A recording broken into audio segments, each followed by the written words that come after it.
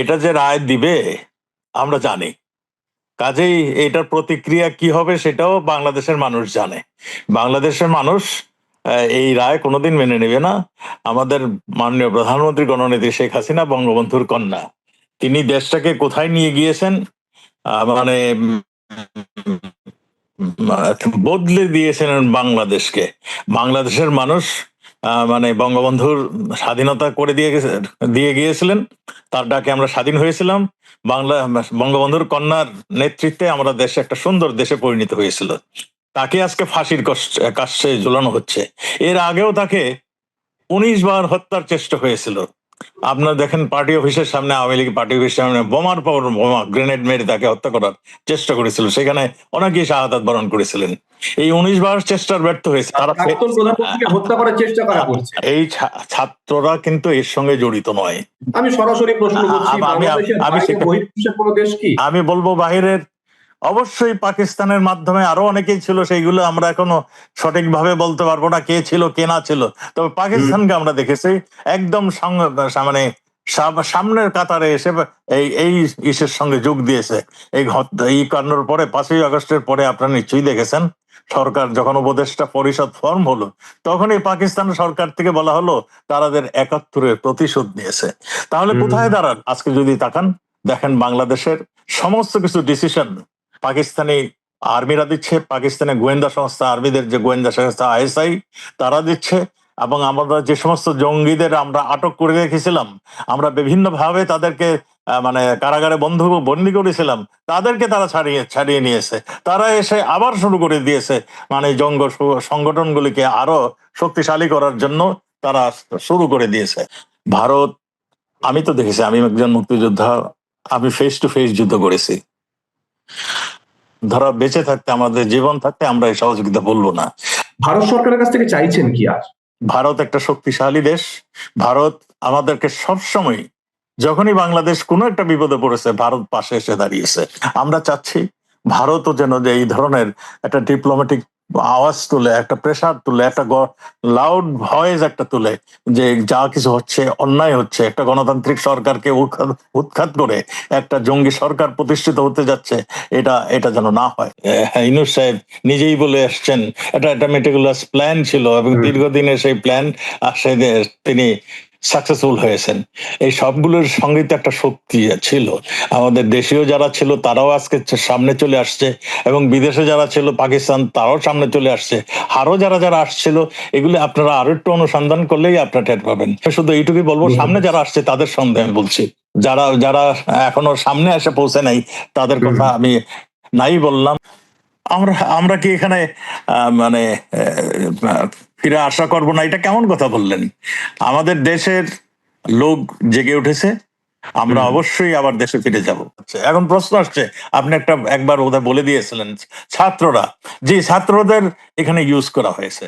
আমি ছাত্রদের আন্দোলনের পুরা সমর্থন করি। ছাত্রদের, কিন্তু তাদেরকে যারা ব্যবহার করেছে, তারা ছাত্ররা বুঝতে পারেনি, তারা ব্যবহৃত হয়েছে। আমি সেখানেই আসছি, কারা ব্যবহার করেছে ভাবে জামাত, শিবির, এবং মানে ওই যে হিজবুত তাহরির, এই সমস্ত কতগুলি সংগঠন, মানে তাদেরকে, আমাদের যারা ঘটনা ঘটিয়েছে তাদের সঙ্গে তাদের যাতায়াত করে, তাদেরকে ভুল বুঝিয়ে তারা এখানে চলে আসছে। তার সঙ্গে আমাদের সঙ্গে সবসময় যাদের প্রতিদ্বন্দ্বিতা হয়, সেই বিএনপি, তারাও হয়তো কিছু মদত টদত দিয়েছে।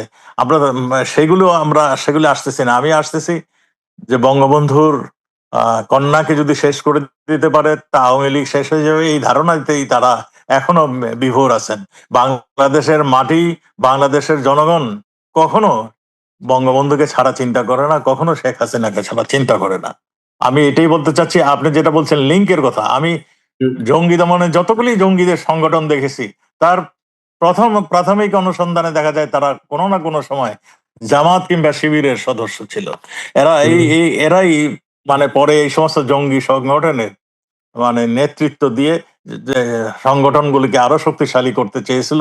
আমাদের ইয়াং মানুষদেরকে, এখন যারা আমাদের ভবিষ্যৎ, তাদেরকে মোটিভেট করে এই জঙ্গি সংগঠনে তারা সম্পৃক্ত করেছিল। সেই প্রচেষ্টা ওটা ব্যর্থ হয়েছিল। আমি বললাম মাননীয় প্রধানমন্ত্রীর জিরো টলারেন্স নীতি আমরা ফলো করে আমরা সেই জায়গাটার থেকে বেরিয়ে আসছিলাম।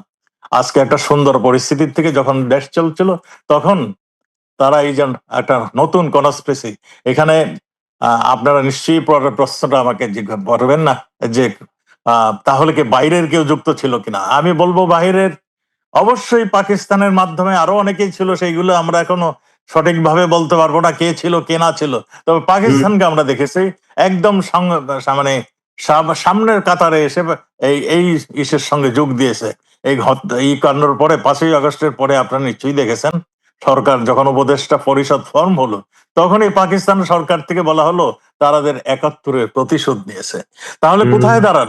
সেই 71 যদি আসেন, এই 71-এ 30 লক্ষ মানুষ শাহাদাত বরণ করেছিল, এক যশোরের চুকনগরে 22,000 মানে লোককে হত্যা করেছিল। আবার 2.5 লাখ মানুষের 2.5 লাখ আমাদের মা বোনের ইজ্জতের মাধ্যমে, এবং 15,000 ভারতীয় সোলজার আমাদের আমাদের ভাতৃপ্রতিম দেশ যেন আমাদেরকে মুক্তির যুদ্ধের সময় আমাদেরকে সর্বাত্মক সহযোগিতা করেছিলেন। 15,000-এর রক্তে ভেজা এই বাংলাদেশের স্বাধীনতা, সেইখানে তারা আঘাত করছেন। তারা বলছেন 71-এর প্রতিশোধ নিলেন। আমরা এই সমস্তগুলো হয়তো আপনারাই আপনাদের মাধ্যমে আমরা শুনেছি।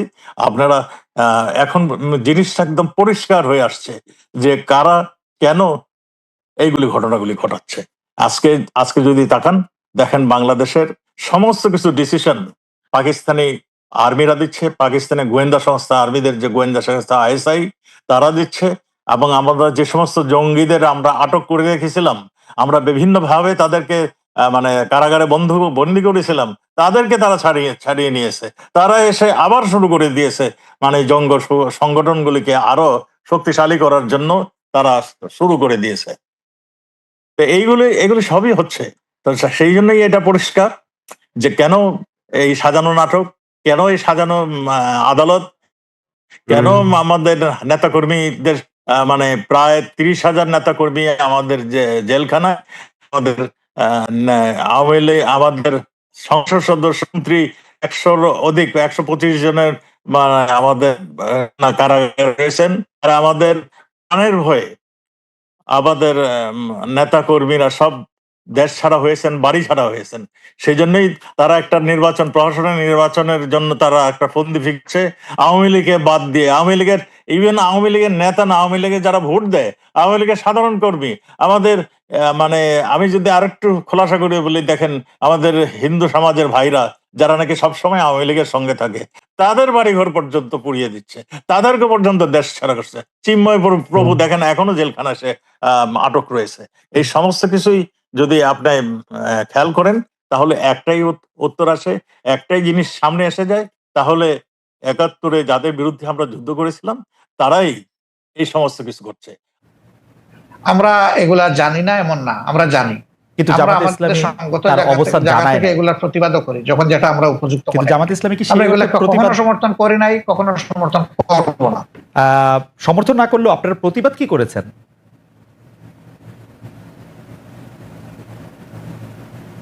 ডক্টর শফিকুর রহমান, আপনারা কি প্রতিবাদ করেছেন? হ্যাঁ, আমরা করি না, আমরা নীতিগত প্রতিবাদ করেছি। একদম আইটেম টু আইটেম যদি ধরেন সেরকম হয়তো আপনি পাবেন। ওকে, অর্থাৎ আপনি মনে করছেন যে মানে এই ধরনের কাজের সাথে মানে আপনি সমর্থন তো করেনই না, বরং এগুলি আপনারা যখন প্রতিবাদ দরকার মনে করবেন তখন করবেন।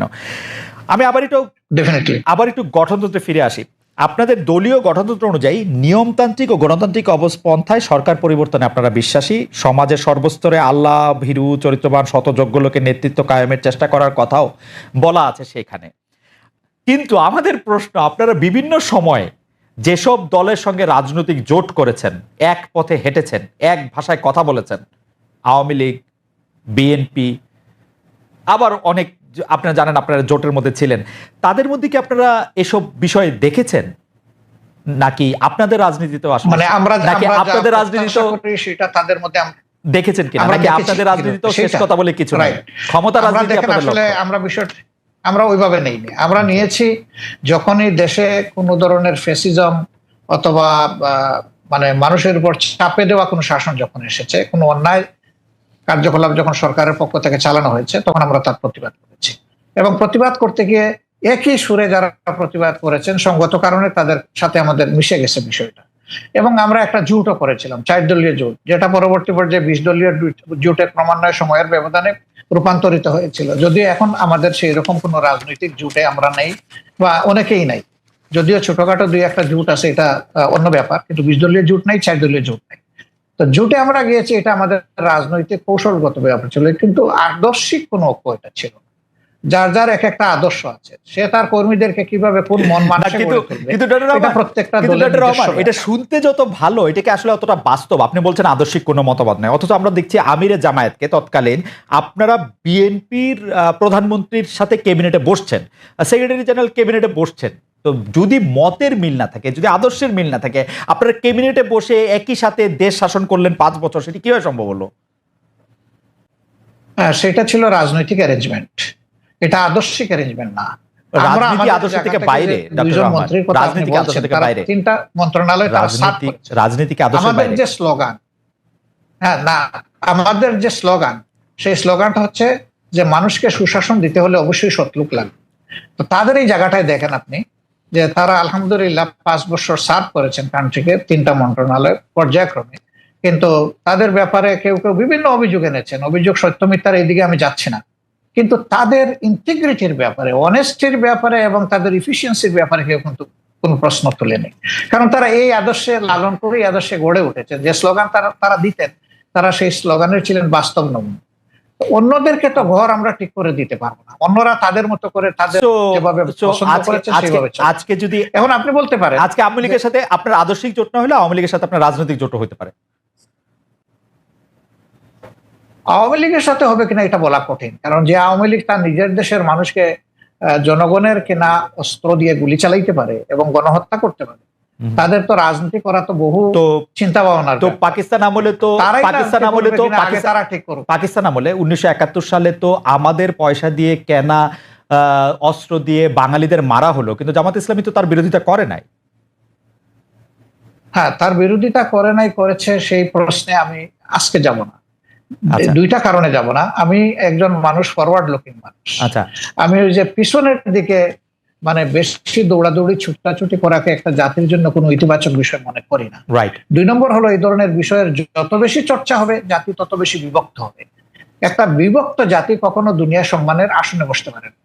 সম্মানের আসনে বসতে হলে, সত্যিকারের উন্নয়ন এবং শান্তি দেশবাসীকে উপহার দিতে হলে কিছু পয়েন্টে অন্তত পক্ষে সবাইকে একমত হতে হবে, দেশের স্বার্থের ব্যাপার যেখানে জড়িত।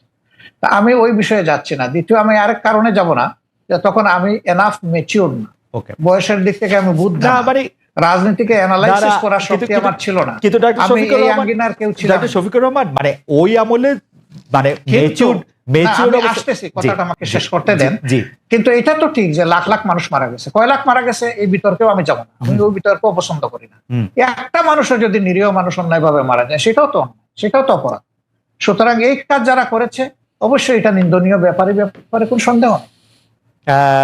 ডক্টর শফিকুর রহমান, এতে আমারও কোনো সন্দেহ নেই, কিন্তু শুধু আমি এটা বলছিলাম যে আমাদের যদি কোনো একটা বিষয় বিশ্লেষণ করার জন্য ওই সময়ের ব্যাপারে যদি যথেষ্ট মানে ওই উপস্থিতিটা না থাকে, আপনি এটা থেকে বলতেই পারেন যে আপনি আসলে ওই ব্যাপারে বলতে চান না। কিন্তু দল হিসাবে জামায়াতে ইসলামের নিশ্চয়ই একটি অবস্থান পরিষ্কার করার ব্যাপার রয়েছে, সেটি আপনি আরেকদিন বলছেন, সেটা আমরা আরেকদিন শুনবো। সেটি আমরা একটু জোটের রাজনীতি প্রসঙ্গে আসি। আমরা একটু বিএনপির সাথে জামায়াতে ইসলামীর দূরত্ব, একটা জোট তো ছিল, সেই জোটের থেকে যে বিএনপির সাথে যে দূরত্বটা বাড়লো, এইটার কারণ কি বলে আপনি আসলে মনে করেন? মানে আপনি কি মনে করেন যে বিএনপির সাথে কেন? আপনি বলতে পারেন জোট নেই, কিন্তু দেশের স্বার্থে আমরা কিন্তু দূরত্বে নাই। আমাদের মূল জায়গাগুলোতে আমাদের কোনো দ্বিমত নাই, কিন্তু যেহেতু দল দুইটা পৃথক এবং আমাদের এখন কোনো জোট বিদ্যমান নাই, সেই কারণে যার যার অবস্থান থেকে যে যেটা সঠিক মনে করতেছেন বক্তব্যটা সেভাবেই রাখবেন, এটাই নেচার। এবং একজন দেশের আপনি সচেতন নাগরিক হিসাবে রাজনীতি যদি বাদও দেন, আপনার চোখের সামনে যদি কোনো ভালো কাজ হয়, তাকে আপনার অ্যাপ্রিসিয়েট করা দরকার। আবার কেউ যদি কোনো মন্দ কাজ করে, তাকে সংশোধনেরও আপনার চেষ্টা করা দরকার। তো দেশের স্বার্থে যদি আমি কথা বলি এবং আমাকে যদি কেউ ক্রিটিসাইজ করে, আমি এটাকে ওয়েলকাম, কারণ ক্রিটিসিজম না হলে পারফেকশন আসে না, আর মানুষ কেউ ভুলের ঊর্ধ্বে না। আমরা ভুল করতেই পারি, ব্যক্তিগতভাবেও করতে পারি, আবার সামষ্টিকভাবে দলগতভাবে আমরা ভুল যদি কেউ ধরিয়ে দেয় সেই তো আমার প্রকৃত বন্ধু। আর যারা সমালোচনা করে তাদেরকে আমি বন্ধু হিসাবে নিই, কিন্তু আমার ভুল দেখেও যারা নীরব থাকে আমি তাদেরকে বন্ধু মনে করি। ওকে, ডক্টর শফিকুর রহমান, আমরা কিন্তু দেখতে পাচ্ছি যে এই সরকারের মেয়াদ বা নির্বাচন প্রশ্নে আপনি মনে করছেন বা আপনার দল মনে করছেন যে এই সরকারকে একটু যৌক্তিক সময় দেওয়া প্রয়োজন। বিএনপি মনে করছেন যে ইলেকশনের ঘোষণা বা ইলেকশনের একটা রোডম্যাপ যে সরকার ঘোষণা করছে না সেটি একটি ঠিক কাজ নয়। তো এই ক্ষেত্রে কি আপনাদের মধ্যে বিএনপির সাথে কোনো আলাপ আলোচনা হচ্ছে? আপনারা কি একটি জায়গায় আসতে পারবেন নাকি আপনাদের অবস্থান এরকমই থেকে যাবে? অর্থাৎ বিএনপি এই মুহূর্তে নির্বাচন চায়, জামায়াত চায় সংস্কার করে নির্বাচন হোক। সম্ভবত এটা একসময় তাদের স্ট্যান্ড ছিল।